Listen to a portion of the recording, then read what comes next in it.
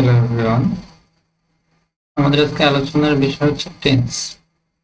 Tense হচ্ছে একটা প্রাথমিক টপিক। প্রাথমিক টপিকগুলোতে যদি আমাদের প্রবলেম থেকে যায়, তাহলে অ্যাডভান্স লেভেলে গিয়ে আমাদের কিন্তু বিভিন্ন প্রবলেম ফেস করতে হবে। তো এই জন্য এই প্রাথমিক বিষয়গুলোকে আমাদের ক্লিয়ার রাখতে হবে। তো দেখুন, টেন্সকে আমি এখানে কিন্তু বিভিন্ন কালার করে দিয়েছি, কালারফুল ডিজাইন দেখা যাচ্ছে। তো আসলে কালার করার কিছু নির্দিষ্ট কারণও আছে, এটা আমরা একটু পরে বুঝতে পারবো। তো দেখুন, টেন্স আমরা উপর থেকে নিচে একবার শিখব এবং এরপরে বাম থেকে ডানের দিকে শেখার চেষ্টা করব। তো দুই দিক থেকে যখন আমি শিখবো, তখন আমাদের জন্য বিষয়টা একটু ইজি হয়ে যাবে।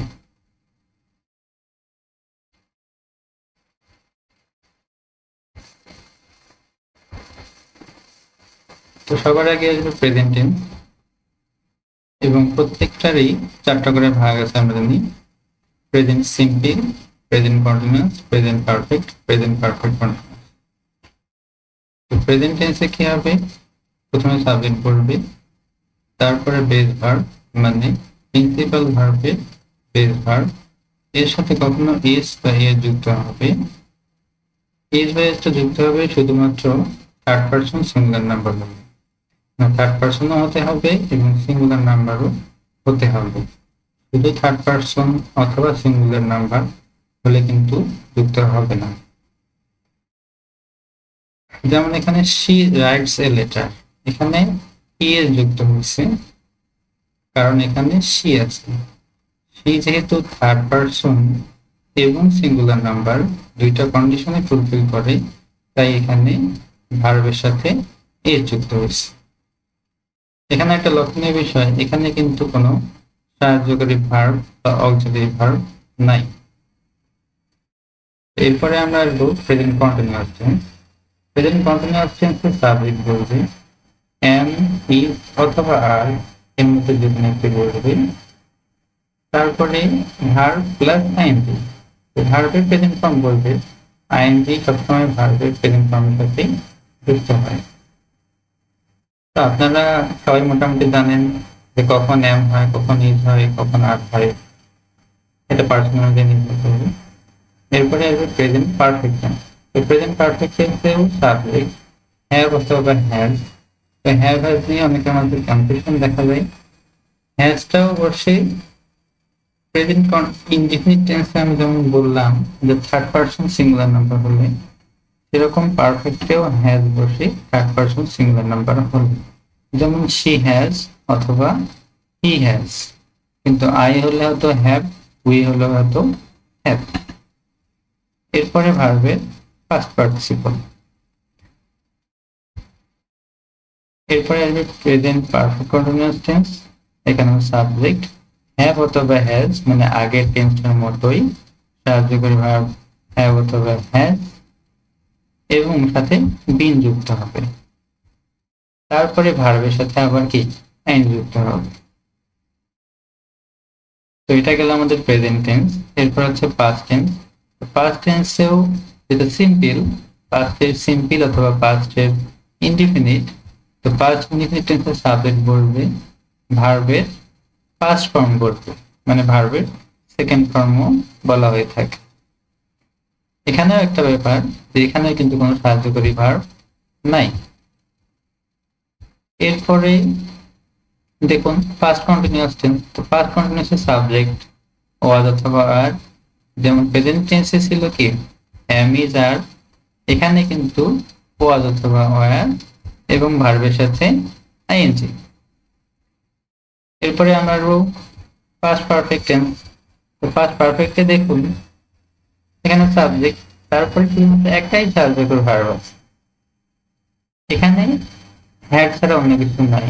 তার মানে I had, we had, he had, they had, সবকিছুর সাথে এখানে হ্যাড করছে। এবং ভার্বের বলবে কি পাস্ট পার্টিসিপল। আমরা যদি এক্সাম্পলটা দেখি, he had written a letter before he arrived. তো দেখুন এখানে ভার্বের পাস্ট পার্টিসিপল ফর্ম বসছে এবং একটাই অপশন হ্যাড, এখানে আর অন্য কিছু বসার কোনো অবকাশ নাই আসলে।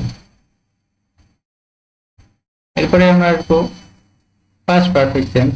পাস্ট পারফেক্ট টেন্সে থাকবে সাবজেক্ট। এইখানে দেখুন হ্যাড এর সাথে এক্সট্রা বিন যুক্ত হবে এবং ভার্বের সাথে আইএনজি যুক্ত হবে। এরপরে আমরা আসবো ফিউচার টেন্সে। ফিউচার ইনডিফিনিটেও বা ফিউচার সিম্পলে কি থাকবে, সরি, ফিউচার সিম্পলে থাকবে কি সাবজেক্ট, শ্যাল বা উইল। তো এখন আসলে শ্যালটা সেভাবে ব্যবহার করা হয় না, তাই এখানে আমি ইনক্লুড করি নাই। তারপরে ভার্বের বেস ফর্ম বা প্রেজেন্ট ফর্ম। আচ্ছা, এরপরে আমরা আসবো ফিউচার কন্টিনিউয়াস টেন্স। ফিউচার কন্টিনিউয়াসে আপনারা দেখুন সাবজেক্ট, শ্যাল বি অথবা উইল বি এবং ভার্বের সাথে আইএনজি। এক্সাম্পল যদি দেখা যায়, she will be writing a letter, I will be writing a letter, he will be writing a letter, এখানে শুধুমাত্র উইল ব্যবহার করা হয়েছে। এরপর যদি আমরা আসি ফিউচার পারফেক্ট টেন্সে, ফিউচার পারফেক্ট টেন্সের সাবজেক্ট বলবে উইল হ্যাভ। আপনারা কিন্তু দেখেন এই হ্যাভটা কিন্তু প্রেজেন্ট পারফেক্ট থেকে নেওয়া হয়েছে, তাহলে শ্যাল হ্যাভ অথবা উইল হ্যাভ এবং ভার্বের পাস্ট পার্টিসিপল ফর্ম। এরপরে ফিউচার পারফেক্ট কন্টিনিউয়াস।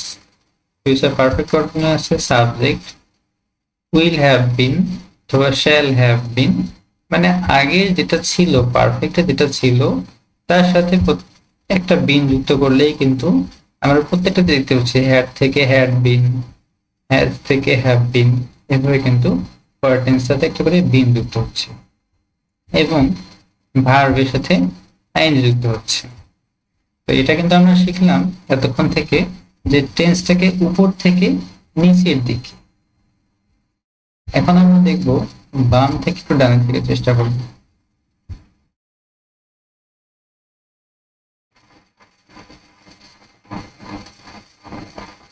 দেখুন বাম থেকে যখন ডানে আসবো তুলনাটা একটু সহজ হয়ে যাবে।